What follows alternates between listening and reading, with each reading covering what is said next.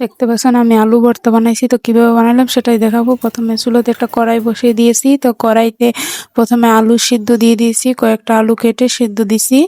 তো 10-12টা আলু কেটে সিদ্ধ দিছি। আলুগুলো কিন্তু আমি সিদ্ধ করে নামিয়ে নিয়েছি, দেখতে পাচ্ছেন। এখন আমি একটা প্যান বসিয়ে দিয়েছি চুলাতে। তো প্যানের মধ্যে এখন আমি তেল দিয়ে দিচ্ছি।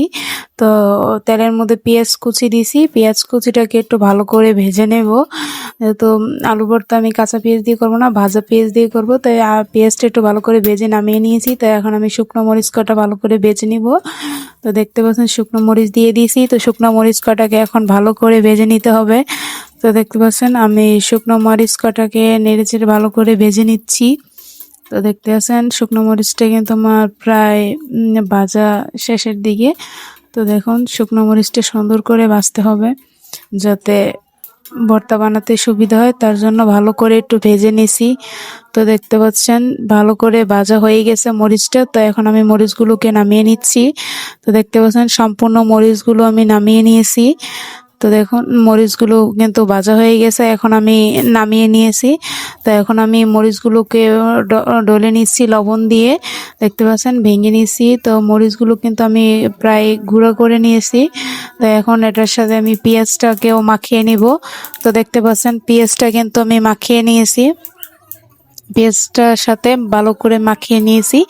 তো এখন আমি আলুগুলো সিদ্ধ করেছিলাম যে ছিলে রেখেছি, সেই আলুগুলো দিয়ে দিচ্ছি। তো দেখতে পাচ্ছেন আলুগুলো কিন্তু দিয়ে দিলাম। তো আলুগুলো এখন ভালো করে আমি ভেঙে নিচ্ছি হাত দিয়ে কষলিয়ে। তো দেখতে পাচ্ছেন আলুগুলো কিন্তু আমি ভালো করে ভেঙে নিচ্ছি, সম্পূর্ণ আলু কটা আমি ভেঙে নিতেছি। তো দেখতে থাকুন আমি আলুগুলো ভালো করে মিশিয়ে নিচ্ছি ভেঙে। তো দেখুন আলুগুলো কিন্তু ভালো করে ভেঙে মিশিয়ে নিতে হবে হাত দিয়ে কষলিয়ে। তো দেখতে পাচ্ছেন আমি হাত দিয়ে কষলিয়ে ভালো করে মিশিয়ে নিয়েছি। তো আলু ভর্তাটা কিন্তু প্রায় শেষের দিকে। এখন আমি সরিষার তেল দিয়ে মেখে নিচ্ছি, দেখতে পাচ্ছেন সরিষার তেলটা দিলে কিন্তু ভর্তাটা খেতে ভালো লাগে, তাই আমি সরিষার তেল দিয়ে মেখে নিচ্ছি। এখন আমি কুচি করে রাখা ধনেপাতা কুচি দিয়ে দিচ্ছি।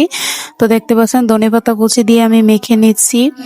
তো ভর্তাটা কেমন হয়েছে অবশ্যই জানাবেন। তো দেখতে পাচ্ছেন ধনেপাতা কুচি দিয়ে ভালো করে মেখে মিক্স করে দিচ্ছি যাতে একটা ভালো ঘ্রাণ আসে, তার জন্য ধনেপাতা দিয়ে দিলাম। তো ভিডিওটা